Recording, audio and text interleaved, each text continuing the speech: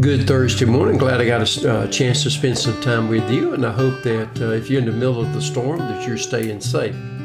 Looking at Acts chapter 2, there's a beautiful passage there that when the church got together, it says they were devoted to the apostles' doctrine, to fellowship, to the breaking of bread, and to prayers.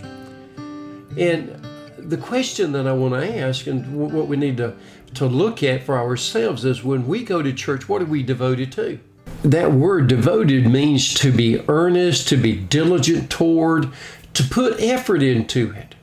And so when the church gathered together, they were devoted, they put effort into, they were diligent, steadfast in the Word of God, in the apostles' doctrine, as the apostles taught the Word of God to them, so that they could have a greater understanding of God's will and God's way.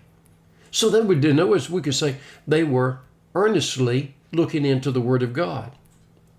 They were earnest in their fellowship, in coming together, being encouraging one to another, lifting one another up, taking care of one another.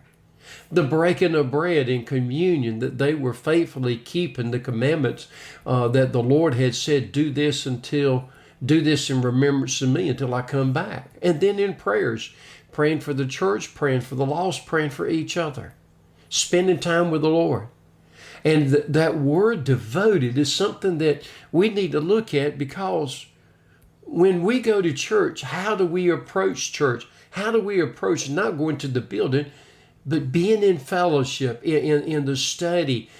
Do we take the time to read on our own, to study on our own, to learn from the Word of God? What we need is to approach coming to church by being devoted, steadfast in the Word of God, prayers, fellowship, and keeping the Lord's ordinance. I hope you have a wonderful day. I hope you stay safe. And hopefully, if I have electricity, I'll see you on Friday.